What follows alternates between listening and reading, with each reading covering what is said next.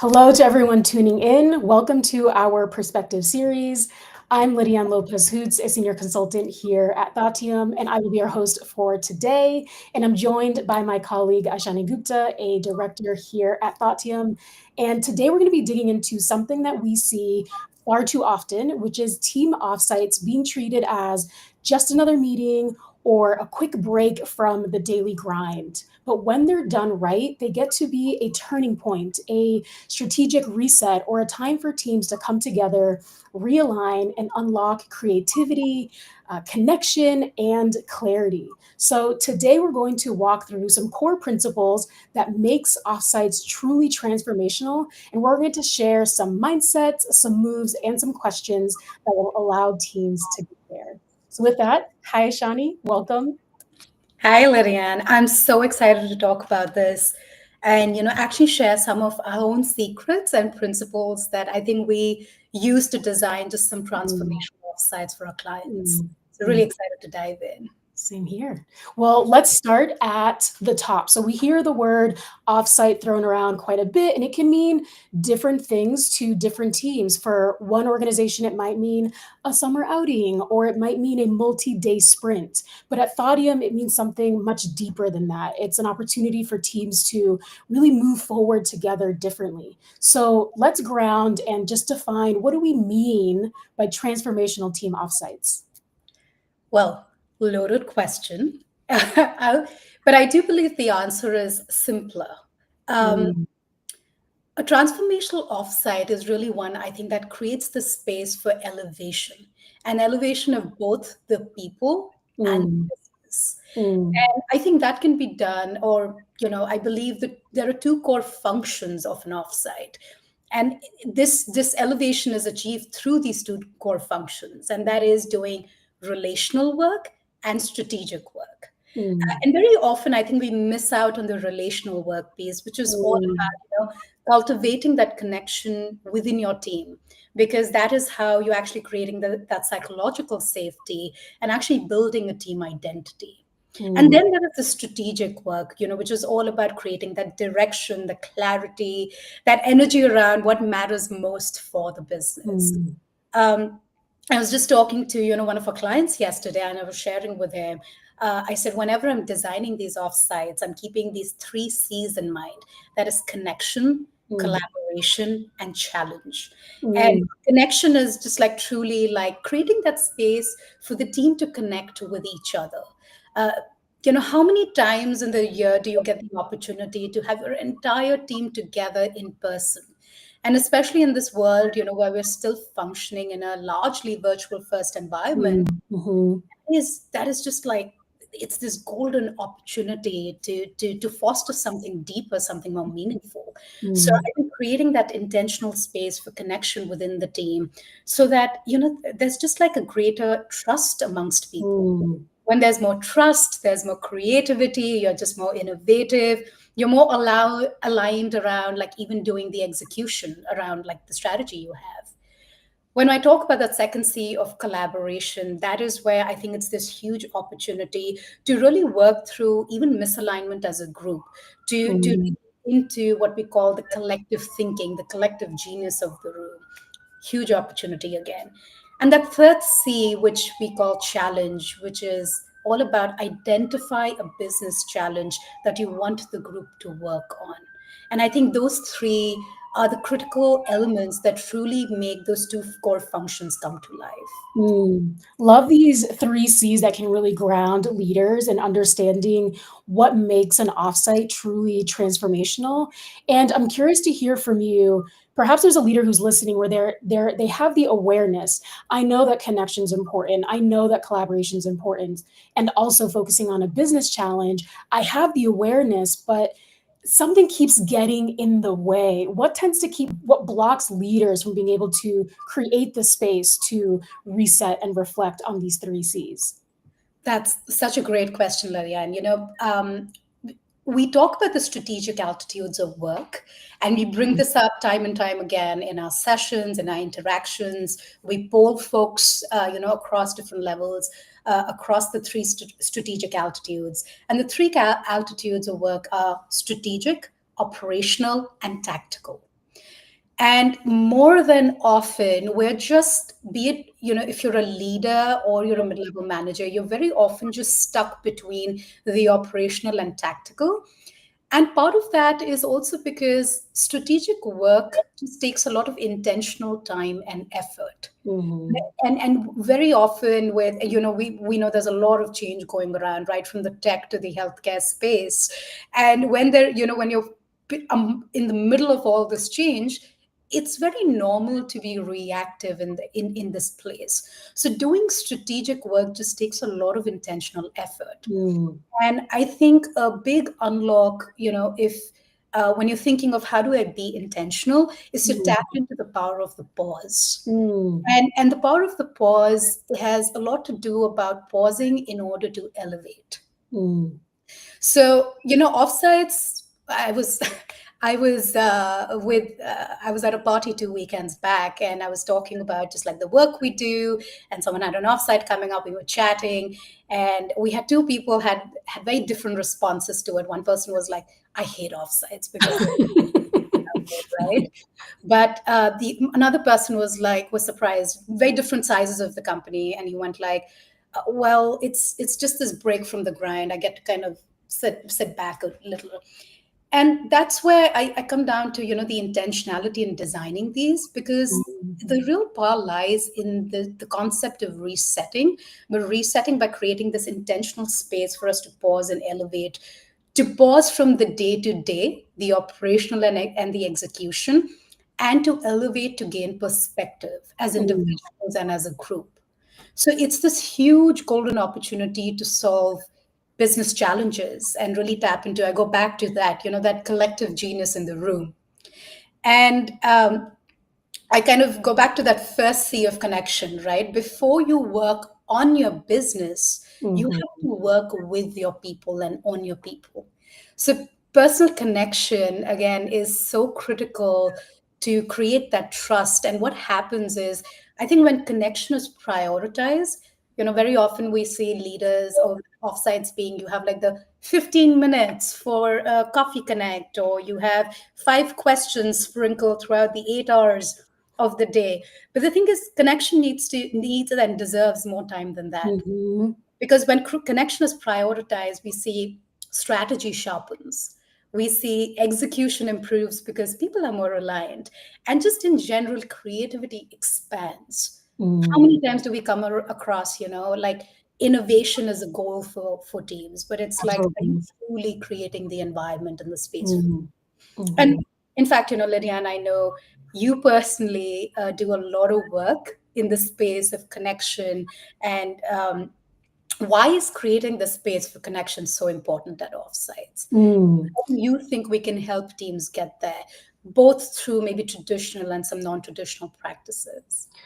Love that question. And I just want to underscore as you were sharing, these three C's, that the order in which we're approaching them really does matter. And prioritizing connection first matters because when we tend to see this a lot with leaders, when leaders are stuck in the execution, they're sometimes also stuck in urgency and reactivity and just getting the work done.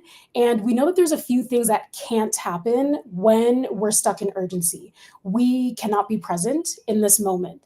Our mind and body is thinking there's an imminent threat. I need to respond. I need to mobilize. I need to go. So we can't be present in this moment. And if we're not present in this moment, we can't connect with our peers. We can't connect with our team members. And that is where relational work happens. We cannot work with our people if we're not connected to them. And so non-traditional practices, some of those that I lean on quite a bit as a somatic practitioner, are those that sometimes tend to be viewed as a bit woo or spiritual, but are really grounded and backed by science. And those are practices like breath work, mindful movement, movement with breath work, even creating space for just nature immersion, just to take a step away from the screens and just be in the outdoors and really create the space to ground in the present moment.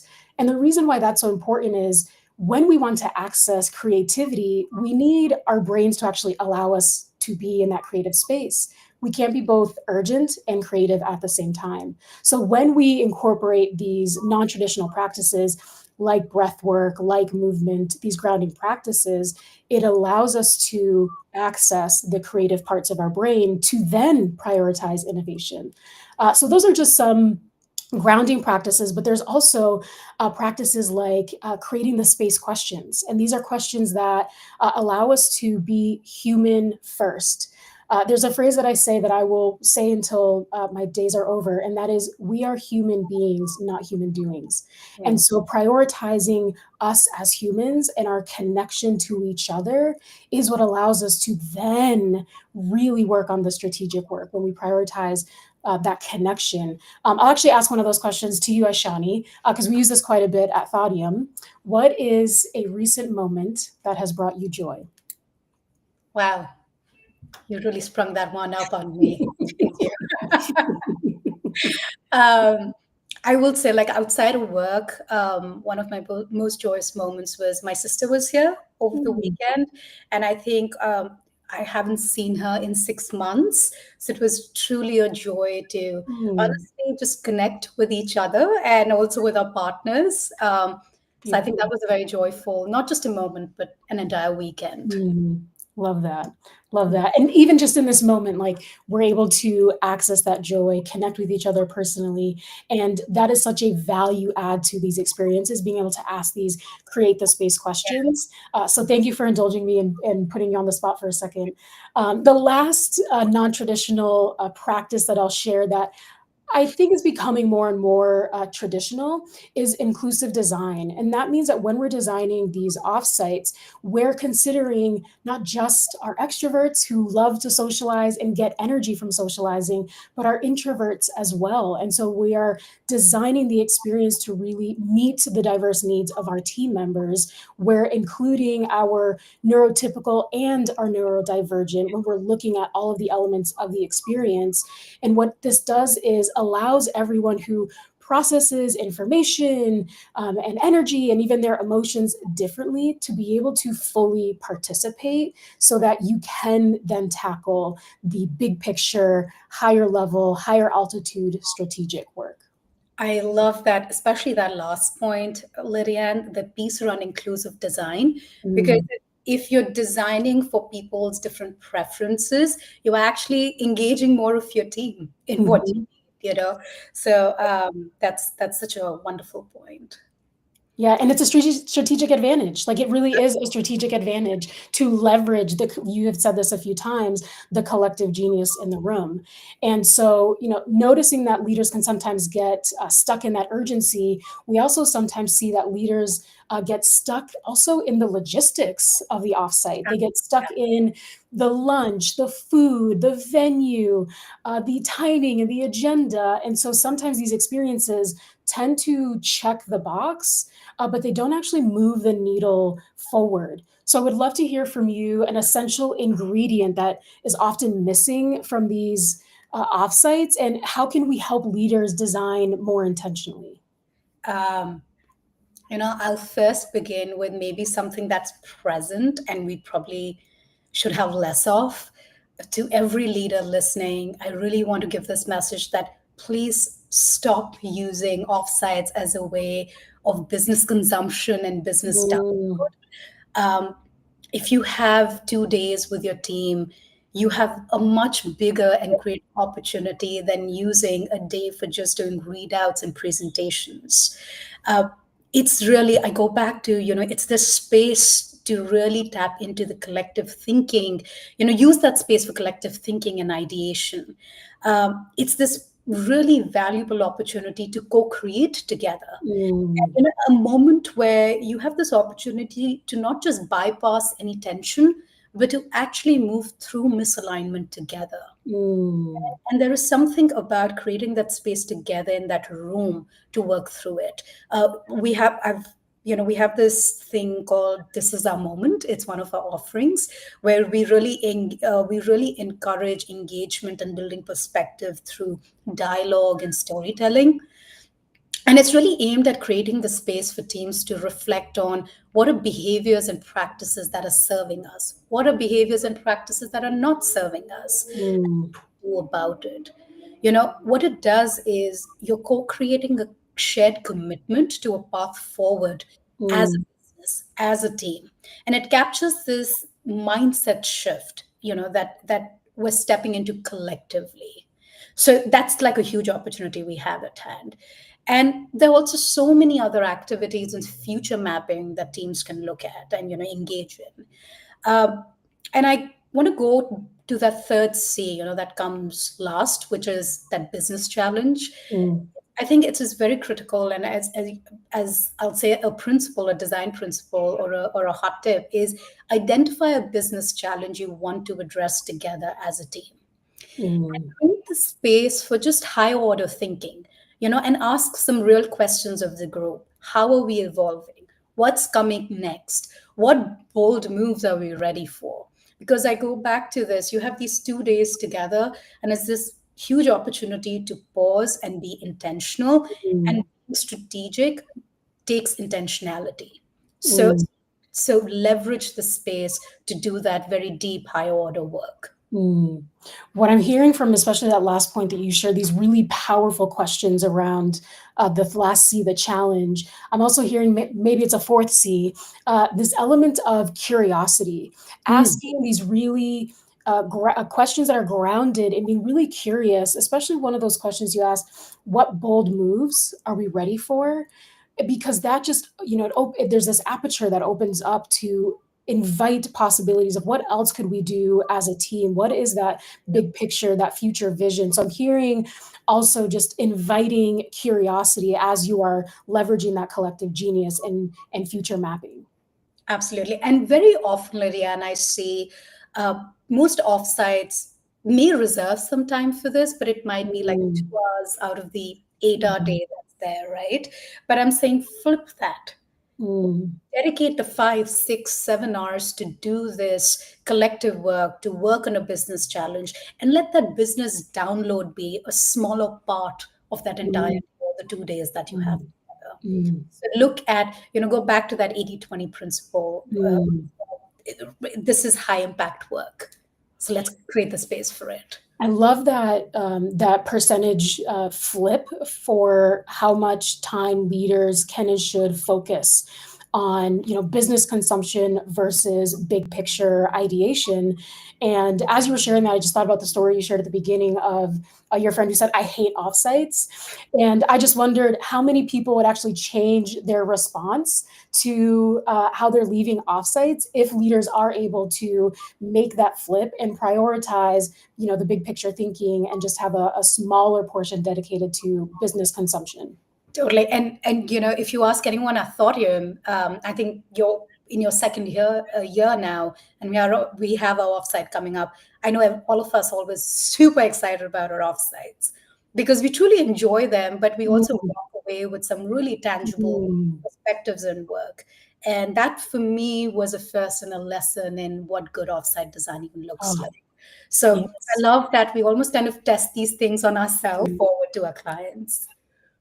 Yeah, we are truly practitioners of what it is that we speak of and encourage our team members to do. And it's interesting you mentioned our offsite because we got an invitation earlier today, and I thought, oh, I can't wait to be with the team.